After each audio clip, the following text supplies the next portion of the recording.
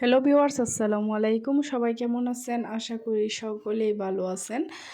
আজকে শীতকালীন কিছু সবজি দিয়ে আমি শিং মাছের ঝোল রান্না করলাম, তাই আপনাদের সাথে শেয়ার করতে চলে আসলাম। আশা করি সবার কাছে অনেক ভালো লাগবে। যদি ভালো লেগে থাকে তাহলে অবশ্যই কমেন্ট করে বলবেন, আর প্লিজ আমার চ্যানেলটি সাবস্ক্রাইব করবেন। তো প্রথমে আমি এখানে একটি কড়াইয়ে সাদা তেল দিয়ে দিলাম, তারপর দিয়ে দিলাম পেঁয়াজ বাটা এবং দিয়ে দিয়েছি রসুন আদা জিরে বাটা, তারপর দিয়ে দিলাম লবণ, হলুদ গুঁড়ো, মরিচ গুঁড়ো। তারপর আমি ভালোভাবে মশলাটাকে ভেজে নেব। ভেজে নেওয়ার পর এখানে দিয়ে দিলাম শিং মাছ, আমি ভালো করে ধুয়ে পরিষ্কার করে নিয়েছি। তারপর এখানে একটু সামান্য পরিমাণে পানি দিয়ে এটাকে ভালোভাবে আমি কষিয়ে নেব।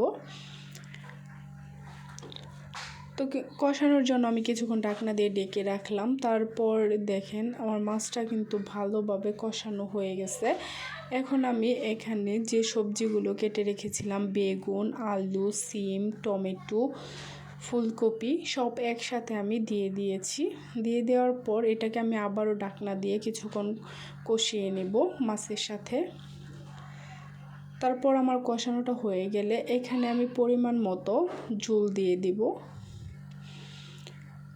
তো এই ঝোলটা দেওয়ার পর আমি কিছুক্ষণ ঢাকনা দিয়ে ডেকে রেখে দেব যতক্ষণ পর্যন্ত আমার তরকারিটা না হচ্ছে।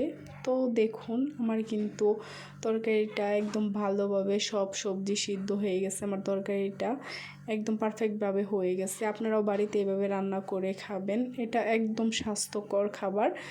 তো আশা করি সবার কাছে অনেক ভালো লেগেছে। যদি ভালো লেগে থাকে প্লিজ আমার চ্যানেলটি সাবস্ক্রাইব করবেন, সবসময় আমার পাশে থাকবেন।